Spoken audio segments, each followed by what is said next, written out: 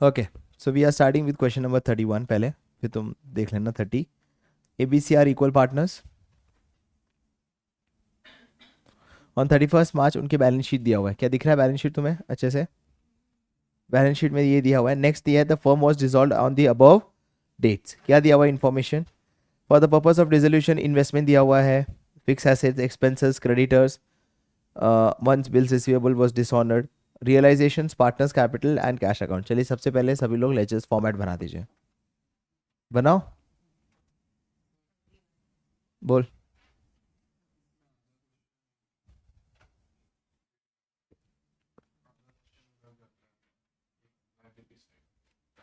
क्यों? अभी दिख रहा है ना? मैं समझ गया, मुझे क्या। ओके, सो क्वेश्चन नंबर 31 में सबसे पहला स्टेप नंबर 1 क्या है? भूल जाओ सारे assets as well as liabilities. तो स्टेप 1 है राइट ऑफ करने का। तो राइट ऑफ हम क्या करेंगे लायबिलिटी में, बताइए। क्रेडिटर्स कितना है? 50,400। तो चलिए राइट ऑफ कर दो। क्या लिखोगे? By creditors 50,400। दूसरी इंफॉर्मेशन दी गई है रिजर्व्स 12,000। ये रिजर्व्स के पैसे को आप क्या करोगे? पार्टनर्स को बांट दोगे, है ना? रिजर्व्स के पैसे को आप पार्टनर्स को बांट दोगे। क्या रेशो में बांटोगे? इक्वल, कुछ भी दिया हुआ नहीं है। तो यहाँ पे लिखूंगा, तीन पार्टनर्स का नाम बता सकते हो? सुपर। ABC, AB और C। और कितना पैसा है? 12,000 है ना? सो 4,000, 4,000 और 4,000 मैंने क्या कर दिया है? क्रेडिट साइड मैंने लिख दिया। Is that clear guys?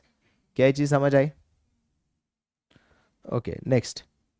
Sir capital का बैलेंस है 40,000, 25,000 और 15,000। ये तीनों पैसा जो है वो आप क्या करोगे? पार्टनर्स के ओपनिंग बैलेंस में लिख दोगे। तो लिख दो, बाय बैलेंस ब्रॉट डाउन 40,000। दूसरा बताइए। और ये 15। Is that clear guys? समझ आया यहाँ तक? कोई doubt? Okay, next. Asset side आ जाइए। कैश तो ओपनिंग बैलेंस चला जाएगा, बाकी सब जो है। अच्छा, ये लोन टू ए क्या होगा? पार्टनर को जो भी लोन दे या जो भी लोन ले तुरंत मंगा लो, अनलेस कोई एडजस्टमेंट नीचे दिया हुआ हो। तो पहले हम स्टॉक, डेटर्स, इन्वेस्टमेंट, फर्नीचर और बिल्डिंग कर लेते हैं।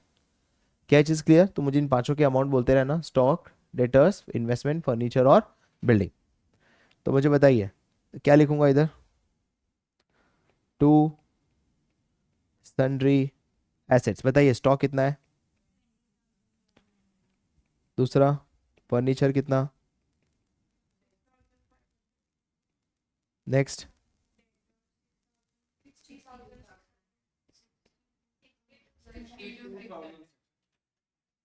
क्या कर रहे हो? 62,600। फिर और है 2,500। तो इन सब का टोटल करोगे, that will become my total sundry assets. These are 20,100 plus 6,500 plus 62,600 plus 16,000 plus 23,500। तो टोटल एसेट्स कितना हो गया बताइए? 1,28,700। क्या चीज़ क्लियर? कैश का बैलेंस कहाँ लिखेंगे बताइए? बैंक अकाउंट में। तो यहाँ पे मैंने गलती से बैलेंस शीट बनाया, जबकि बनाना क्या चाहिए मुझे यहाँ पे? Bank account. तो बैंक अकाउंट का ओपनिंग बैलेंस बोलिए कितना है? टू बैलेंस ब्रॉट डाउन बोलिए 3,700। Is that clear guys? समझ आ गया? तो यहाँ से क्या हमने सारे एसेट्स कंप्लीट कर दिए? जी हाँ। चलिए, ए का लोन का कोई भी एडजस्टमेंट दिया हुआ है नीचे देखो। ए के लोन का कोई भी एडजस्टमेंट नीचे दिया गया है क्या? कुछ भी इंफॉर्मेशन दिया नहीं है। ऐसी सिचुएशन में ए का लोन का पैसा तुरंत हम ए से मंगा लेंगे। तो बैंक अकाउंट में हम क्या लिखेंगे बताइए? बैंक अकाउंट में हम तुरंत क्या लिखेंगे? To S loan account. कितना अमाउंट?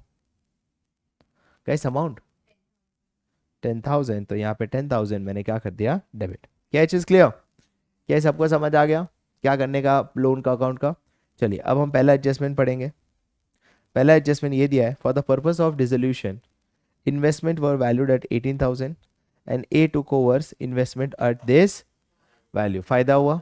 रियलाइजेशन में किधर लिखेंगे बताइए, क्रेडिट साइड क्या लिखूंगा बताइए, बाय एज कैपिटल अकाउंट, और ब्रैकेट में क्या लिखूंगा बताइए, इन्वेस्टमेंट। कितने का इन्वेस्टमेंट ले गया वो, 18,000, और हाथों हाथ नीचे एडजस्टमेंट दूंगा, किसके अंदर दूंगा बताइए, किसके अंदर दूंगा,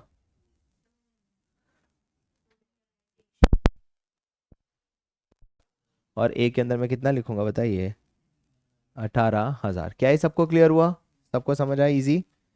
next, fix asset realised at 29,700 where stock and debtors realised at 80,000। Simple है बहुत ही ये तो, ये वाला fix asset realised at 29,700 where stock and debtors are realised at how much, 80,000।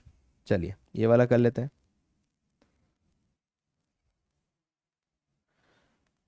बताइए क्या लिखूंगा, बाय बैंक, फिक्स एसेट्स कितना है, कितना रियलाइज हुआ फिक्स, 29,700। ऐसा फिक्स एसेट्स दिया हुआ है क्या इधर, तो फिर फिक्स एसेट्स में इन्होंने किसको माना, तो फिक्स एसेट्स कौन से होंगे, जो होगा ये वाला बिल्डिंग, और दूसरा कौन सा होगा ये,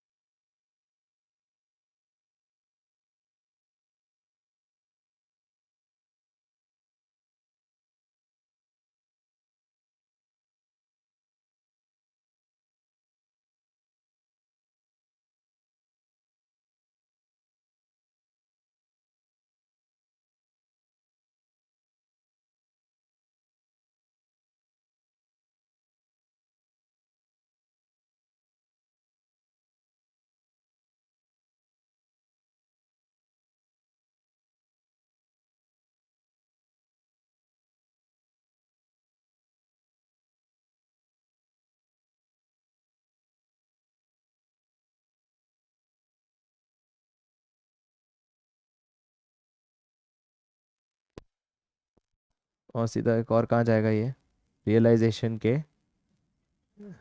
क्रेडिट में, बाय रियलाइजेशन ब्रैकेट में लिखूंगा एक्सपेंसेस कितना, 1,300। नेक्स्ट एडजस्टमेंट बोलिए,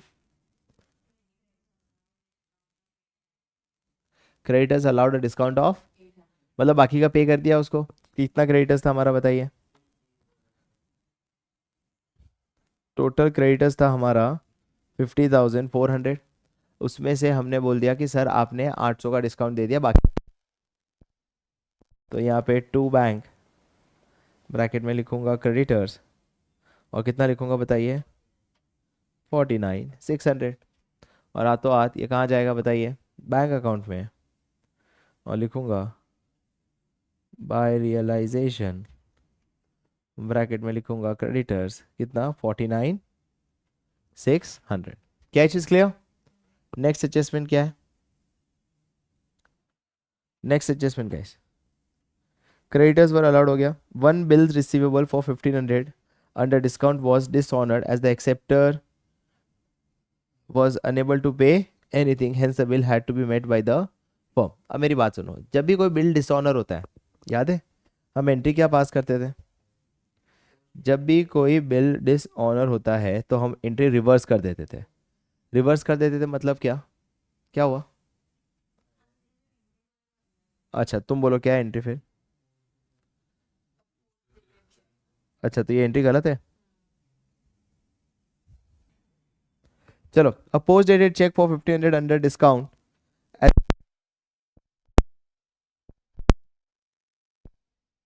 पोस्ट डेटेड चेक हो या कुछ भी हो, नुकसान मेरा, मुझे तो बैंक को पे करना पड़ेगा, और मुझे वो पार्टी से मिलने वाला भी नहीं है, तो उतना पैसा मैं बैंक में से माइनस करूंगा, और रियलाइजेशन में कहाँ रिकॉर्ड करूंगा बताइए, डेबिट साइड। तो मैं डेबिट साइड ही रिकॉर्ड कर रहा हूँ, यहाँ पे क्या लिखूंगा, टू बैंक राइट, कितना अमाउंट है? 15,100, राइट।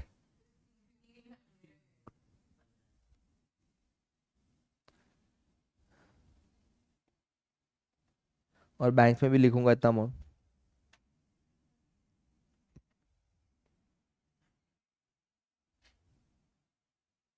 और कोई एडजस्टमेंट है?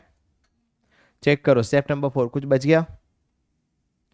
नहीं सर, कुछ भी बचा नहीं है। So just you need to calculate is realisation profit हुआ है या लॉस हुआ है, पार्टनर्स को बांटना है और बैंक बैलेंस तुम्हारा मैच होना है and your some is done.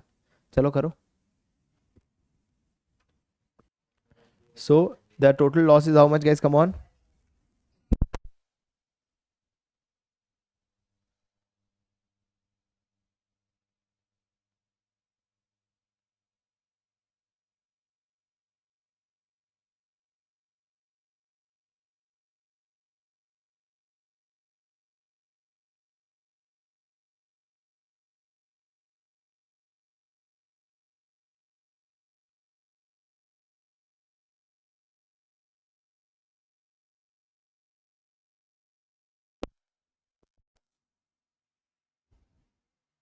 अब 1000 माइनस सी का आएगा 18,000, इतना हमें पे करना है उसको। तो टू बैलेंस कैरी डाउन नहीं होगा, सॉरी, टू क्या होगा बताइए? टू क्या होगा? बैंक। और बैंक अकाउंट में किस साइड लिखूंगा? बैंक अकाउंट में किस साइड लिखूंगा? Credit side, by A, by B and by C's capital account.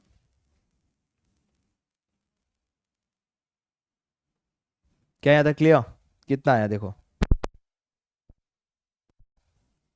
25,000, 28,000 और 18,000। क्या?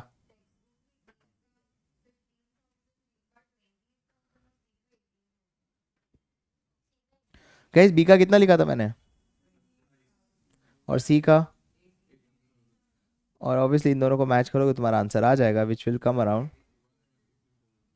123,400, 123,400। Is that clear guys? ये हो गया हमारा पूरा सम, राइट। चलो अगला सम, क्वेश्चन नंबर 31, सॉरी 33 करेंगे, सब थोड़ी करेंगे रे। गाइस हम नया कुछ भी नहीं कर रहे, तो नाउ हम हर एक सम नहीं करेंगे practice. We have already practice this kind of questions. Now अगर हर क्वेश्चन में कुछ नया होगा तो वो क्वेश्चन करेंगे, अदरवाइज नहीं। फॉर एग्जाम्पल क्वेश्चन नंबर 33 देखो।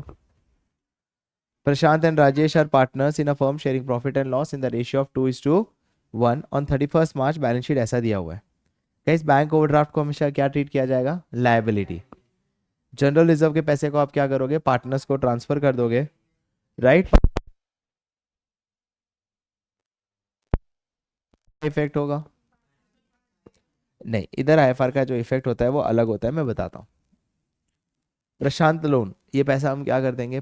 तुरंत पार्टनर्स को पैसा दे देंगे, क्योंकि ये लोन हमने लिया हुआ है तो हम तुरंत पार्टनर्स को दे देंगे। कैपिटल में एक का बैलेंस दिया, मतलब एक का डेबिट बैलेंस होगा। कैश इन हैंड दिया हुआ है, बैंक बैलेंस दिया हुआ है, सन्ड्री डेटर्स दिया हुआ है, इन्वेस्टमेंट्स दिया हुआ है, स्टॉक दिया हुआ है, फर्नीचर दिया है, बिल्डिंग्स दिया है। कुछ भी अभी तक नया नहीं है, बता रहा हूँ ब्रो, नीचे का एडजस्टमेंट पढ़ने दे। On that date the particular decided to dissolve the firm. Prashant took over investment at an agreed valuation of how much?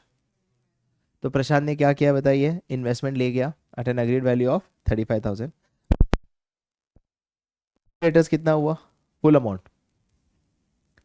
Other realise हुआ, रियलाइज हुआ इसका मतलब क्या हुआ? पैसा कितना आया? Full amount. The firm could realise stock at 15% less. 15% less मतलब स्टॉक जितना है इससे खाली 15% लेस, मतलब कितना हुआ? 8,500। Furniture at 20% less than the book value, ठीक है। Building was sold at 1 lakh. Compensation to employees paid by the firm amount to how much? 10,000। अब ये क्या होता है कंपनसेशन? यहाँ पे कोई है? नुकसान हुआ, again realisation to bank. The liability was not provided for in above balance sheet. Liability कौन सी लायबिलिटी बताओ?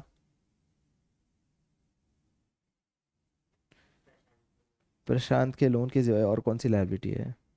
कोई लायबिलिटी है ही नहीं। You are required to close the books by preparing a realisation partners capital और ये राइट। चलो स्टार्ट करो तुम लोग, रियलाइज करो सारे एसेट्स। मैं आईएफआर का बताता हूँ, मुझे एक मिनट बुक देना ना। याद है workman compensation reserve?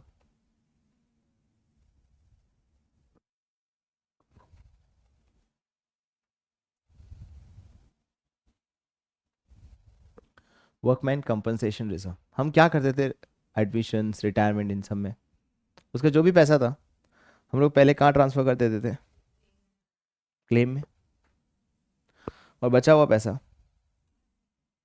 Partners capital. अब यहाँ पे तो कोई लायबिलिटी क्रिएट करेंगे नहीं, क्यों? क्योंकि एसेट्स खत्म हो चुका है। तो अगर कोई क्लेम आ गया तो वो कौन से अकाउंट में ट्रांसफर हो जाएगा? क्यों? रियलाइजेशन। क्योंकि उतना हमारा क्या हो चुका है? नुकसान। और बचा हुआ पैसा हम कहाँ ट्रांसफर करेंगे बताइए? Partners capital. समझ आया? फॉर एग्जाम्पल लेट्स से मेरा वर्कमैन कंपनसेशन रिजर्व में 1 लाख पड़ा है और मेरा क्लेम आया 30,000। ठीक है, तो एंट्री क्या होगी? Workman compensation reserve 1 lakh to workman to क्या क्लेम तो नहीं आएगा, to realisation 30,000 to partners capital 70,000। Sir समझ आ गया? क्या चीज़ क्लियर? कोई डाउट? Right, okay. अब बात करते हैं दूसरे टाइप की एंट्रीज जहां कोई एसेट्स का सेट ऑफ किसी लाइबिलिटी के अगेंस्ट हो रहा है। जब कोई एसेट का सेट ऑफ किसी सॉरी सेट ऑफ लाइबिलिटी नहीं, कोई एसेट्स का कोई रिजर्व में पैसा पड़ा है। जैसे इन्वेस्टमेंट का पैसा कहाँ पड़ा होता है? Investment fluctuation reserve. डेटर्स का पैसा कहाँ पड़ा होता है? Provision for doubtful date. Right. अब जब हम उसके एसेट को रियलाइजेशन में ट्रांसफर करते हैं तो उसके रिलेटेड जो रिजर्व्स पड़ा है या जो उसका अमाउंट लायबिलिटी में पड़ा है वो पैसा भी हम कहाँ ट्रांसफर करेंगे? Realisation account. मतलब आईएफआर यहाँ पार्टनर्स के कैपिटल्स में बटेगा नहीं, बस ये नया है। जनरली हम एडमिशन्स और रिटायरमेंट में आईएफआर का पैसा क्या कर देते थे? पार्टनर्स को बांट देते थे। क्या रेशियो में बांट देते थे? ओल्ड रेशियो में। पहले चेक करते थे इन्वेस्टमेंट को ज़रूरत है या नहीं। यहाँ से भी कुछ करने की ज़रूरत नहीं है। इन्वेस्टमेंट को आप रियलाइजेशन में ट्रांसफर करोगे और आईएफआर को भी आप कहाँ ट्रांसफर करोगे बताइए? रियलाइजेशन। क्या ये चीज़ क्लियर? यही नया था इस क्वेश्चन में। क्योंकि जर्नलिज्म का रिलेटेड कोई एसेट ही नहीं है तो वो तो पैसा पार्टनर का ही है, तो पार्टनर्स को बांट दिया। हम्म, कहाँ रख रहे? रिजर्व का पैसा पार्टनर्स को तो बांट रहे। क्लेम आया इसलिए रियलाइजेशन में बांट रहे हैं, हम रियलाइजेशन में ट्रांसफर नहीं कर रहे हैं। कोई क्लेम आया तो रियलाइजेशन में डालेंगे क्योंकि उतना नुकसान हो गया अपना। समझ आया? बाकी का पैसा बांट। तो इस क्वेश्चन में क्या करेंगे? जो आईएफआर का पैसा है वो पैसा भी हम किधर करेंगे ट्रांसफर बताइए? Partners capital, sorry realisation account में। Is that clear? चलिए रियलाइजेशन अकाउंट बनाइए। करिए, बना दिया तुमने रियलाइजेशन का? ये क्या लिखा बताओ? रियलाइजेशन के डेबिट में क्या क्या लिखा? चलो मैं बना देता हूँ।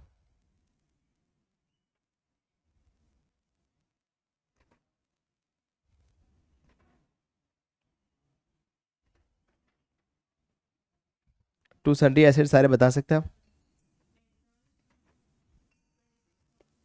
डेटर्स है कितना? 26,000। Next 40,000। Next stock 10,000। Next furniture 10,000। Next next 1। Okay, by liabilities बोलिए, बाय कौन सा है? हम्म, कितना है bank overdraft? Next provision for doubtful debt कितना? हाँ, नेक्स्ट, राइट। अब मुझे पार्टनर्स का बैलेंस बताना पड़ेगा। बैंक का बैलेंस बताइए। टू बैलेंस ब्रॉट डाउन कितना? 16,000। और दूसरा टू कैश, कैश कितना है? नहीं, कैश मिला के नहीं होता है। ये 10,000 और ये 6,000। क्लियर? डन। सारे रिजर्व्स का पैसा सारा पार्टनर्स को बांट दिया। कुछ था रिजर्व? चलो जनरल रिजर्व बोलिए फिर, किसका वेट? बाय जनरल रिजर्व कितना?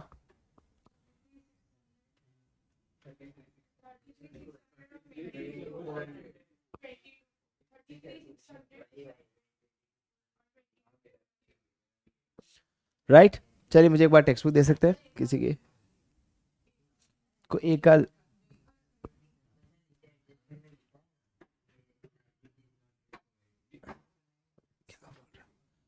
चलो, क्वेश्चन नंबर हम जो कर रहे हैं वो कौन सा है? 33। ओके।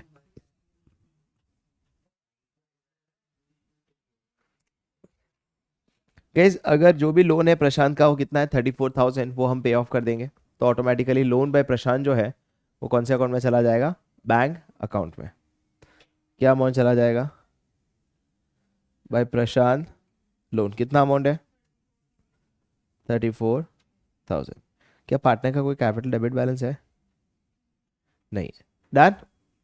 चलिए अब हम एक एक एडजस्टमेंट्स करेंगे। हाँ बोल ब्रो। नहीं करना पे? लायबिलिटी वाज नॉट प्रोवाइडेड मतलब कोई एक्सटर्नल लायबिलिटी अभी तक प्रोवाइडेड की हुई नहीं है। प्रशांत का लोन से उसे क्या लेना देना? अरे और कोई लायबिलिटी है नहीं बस।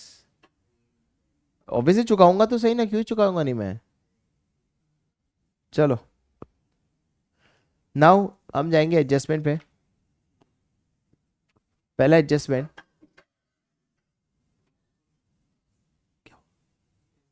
अच्छा 35th है ना? 34th।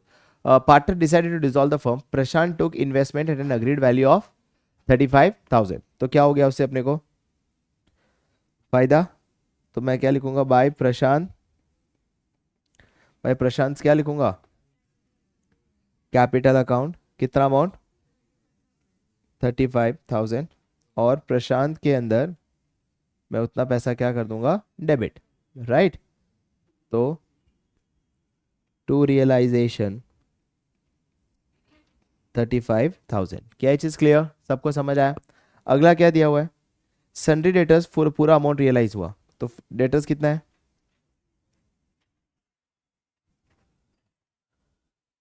By bank? डेटर्स कितना? 26,000। आगे लिखा है स्टॉक 15% लेस, तो स्टॉक 15% लेस, तो स्टॉक हो जाएगा 8,500। आगे दिया हुआ है building was sold at 1 lakh, तो बिल्डिंग 1 लाख।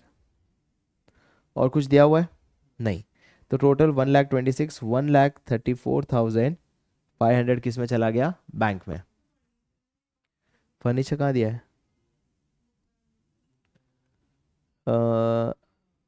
द फर्म मुझे मिल नहीं रहा है। आगे है क्या? अरे वो करेंगे रे, अभी कहाँ। सब 3 पूरा खत्म तो करने दे, मुझे कैसे पता चलेगा? Compensation to employees paid by the firm is 10,000। ये क्या हो गया हमारे लिए? नुकसान। तो टू बैंक रियलाइजेशन कितना अमाउंट है? क्या टू बैंक एक्सपेंस कितना? 10,000। और बैंक में दो चीज़ें मुझे लिखनी है। एक टू रियलाइजेशन,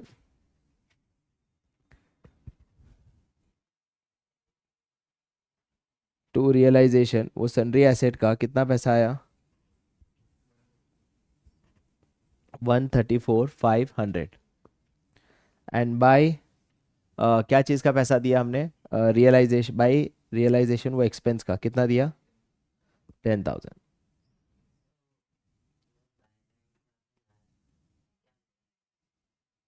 कौन सा बाय बैंक?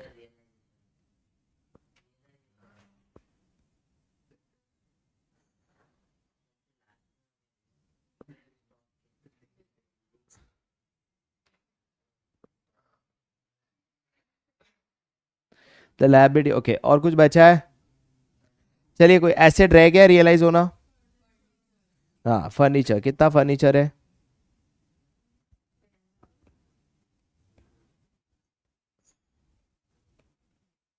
और कुछ? पीएफडीडी भूल जाओ, ओवरड्राफ्ट देना बाकी है ना, तो ओवरड्राफ्ट के लिए हम क्या लिखेंगे? पहले ये बाय बैंक का लिख देता हूँ और फिर उसका लिख देता हूँ। क्लियर? ये समझ आया? सर ये कौन सा है बताइए? ये जो फर्नीचर 10,000 है, ये हम लोग बैंक में लिखेंगे, क्या लिखेंगे? टू रियलाइजेशन, कितना अमाउंट? 10,000। और क्रेडिटर्स का भी तो देना पड़ेगा, तो बाय रियलाइजेशन किस चीज़ का पैसा दे रहे हो अभी आप यहाँ पे? क्रेडिटर्स का। कितना कितना दे रहे हो क्रेडिटर्स का? एक था ना अभी, बैंक ओवरड्राफ्ट का, सॉरी, बैंक ओवरड्राफ्ट का 35,000।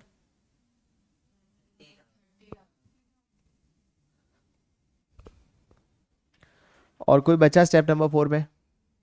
कुछ भी बचा नहीं, राइट? तो चलिए अब हम इसका प्रॉफिट निकालेंगे। सारे स्टेप्स हो गए ना? चलिए निकालिए, रियलाइजेशन का प्रॉफिट हुआ है या लॉस,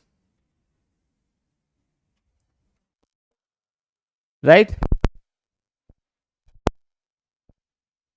अब हमारे पास प्रॉफिट आ रहा है 45,500, तो टू रियलाइजेशन प्रॉफिट 45,500, ये किसको ट्रांसफर करेंगे?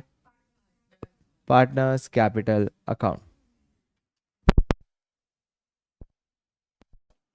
45,500 को क्या रेशियो है?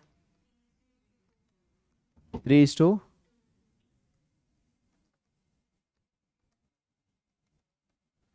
सो 27,300, 18,200 लिखेंगे टू बैलेंस, सॉरी,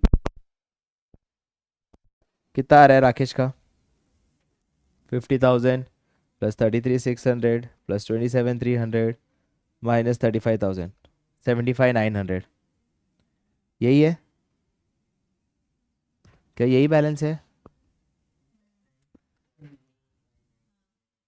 तू बैठा रहे तो कुछ मत कर। क्लियर? ये बैलेंस भूलना मत, तुम एक सम और एक करना है इधर। बाय, दोनों पार्टनर का नाम बोलो, कैसे दोनों पार्टनर का नाम बोलो। प्रशांत का कितना और राजेश का कितना? प्रशांत का 75,900 और राजेश का 10,000, तो इससे निकल जाएगा हमारा रिवैल्यूएशन बैलेंस, टोटल मैच हो जाएगा, जो होना चाहिए 16,000, 1,65,500, यही है? हाँ यही होगा।